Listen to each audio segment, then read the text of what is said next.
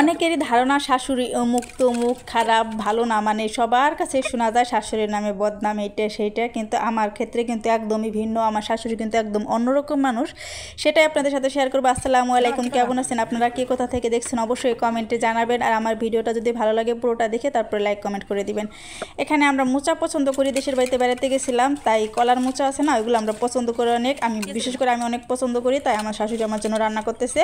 আর এখানে কলার মোচাটা কিন্তু অনেক মজা হয়েছিল রান্না। পুরো ভিডিওটা করতে পারিনি, যতটুকু করলাম সেগুলো আপনাদের সাথে শেয়ার করলাম। আর আমার শাশুড়ি চিতা পিঠা আর গরুর মাংস রান্না করছিল আমাদের জন্য, যা যা পছন্দ করি সব কিছু আমাদের জন্য রান্না করছে। বিশেষ করে আমি যা যা পছন্দ করি, আমি বাসায় থাকি বলেন, আমি আগেও বাড়ি থাকছি, 7-8 বছর ধরে আমার বিয়ে হয়েছে, তারপরে আমার শাশুড়ি কিন্তু রান্নাঘরে যাইতে দেন আজ পর্যন্ত। এখানে আমার দেওর ভুড়ি পরিষ্কার করতেছে, আমি ভুড়ি অনেক পছন্দ করি, তাই আমার শাশুড়ি ভুড়ি আনাইছে, ভুড়ি রান্না করছিল। এখানে আমার ননদ চালের আটা রুটি বানাবে, চালের আটা রুটি দিয়ে ভুড়ি কিন্তু খেতে অনেক মজা লাগে। চালের আটা রুটি দিয়ে আমরা ভুড়ি খাবো। আমার ননদের ভিতরে কিন্তু অনেক গুণ, মানে সব কাজে কোনো কাজ নাই যে এমন কোনো কাজ নাই যে না পারে। আমার ননদও কিন্তু অনেক ভালো মনের মানুষ। এখানে রুটি বানাবে, তারপরে আমরা সবাই মিলে রুটি খাবো। অনেক মজা হয়েছিল গ্রামের বাড়িতে, যে আমার শাশুড়ির কথা বলে শেষ করা যাবে না।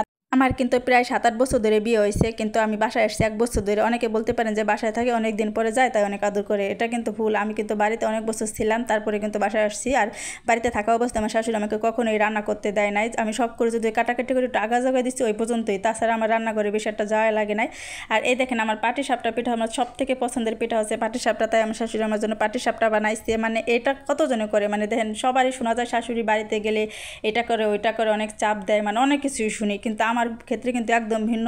অনেকে ভাববেন যে গল্প করতেছে, গল্প না, সত্যি। দেখেন কি সুন্দর পিঠাগুলা বানাইছে, খাইতে অনেক মজা হয়েছিল পিঠাগুলো, আমার সব থেকে পছন্দের পিঠা। আর এখানে আমাদের জন্য দেখেন আমার শাশুড়ি দেশি মোরগ রেখে দিছিল, আমার বাড়িতে যাওয়ার পরে আমাদের এই মোরগগুলো রান্না করে খাওয়াইছিল। দেখছেন কি সুন্দর বাটা মরিচের লাল লাল ঝাল ঝাল, খাইতে অনেক মজার হয়েছিল। আর যেহেতু মাটির চুলার রান্না কিন্তু অনেক মজার হয়, আমার শাশুড়ির হাতে রান্না সত্যি অনেক মজার, খাইতে অনেক মজা হয়েছিল। এখানে কিন্তু দেশি মোরগ রান্না করছিল আমাদের জন্য, আরও রান্না করছিল, যে একটা ভিডিও ছিল সেটাই আপনাদের সাথে শেয়ার করলাম। আর এখানে ছোটো মাছের চচ্চড়ি করবে, কচু দিয়ে ছোটো মাছের চচ্চড়ি কিন্তু অনেক মজার, আমার অনেক পছন্দ। এইভাবে রান্না করছিল। আরেকটা জিনিস আপনারা খেয়াল করে দেখবেন, এই ছোটো মাছের চচ্চড়ির পাশে কিছু চিংড়ি মাছ দিবে আমার শাশুড়ি। এই যে দেখছেন, খেয়াল করে একটু দেখবেন যে চিংড়ি মাছগুলো কিন্তু আমার যার জন্য দেওয়া হয়েছে, আমার যা চিংড়ি মাছ আর ইলিশ মাছরা কিছু খায় না, এর জন্য দেওয়া হয়েছে চিংড়ি মাছগুলো। এটুকু আপনারা খেয়াল করেন, মানে কোনো শাশুড়িকে এইভাবে দিবে, ওদের জন্য কত চিন্তা। দেখছেন আলাদা করে পাশে মাছগুলো দিল যাতে খাইতে পারবেন, অন্য কোনো মাছ খায় না, কতটা চিন্তা তাহলে বুঝেন। আর এখানে আমার শাশুড়ি চাল যাতেছে, যেহেতু গ্রামের বাড়িতে থাকে হাতের চাল খাওয়া হয়, যারা গ্রামে থাকেন তারাই বুঝতে পারবেন যেটা কী করা হচ্ছে, এখানে চাল যারা হচ্ছে।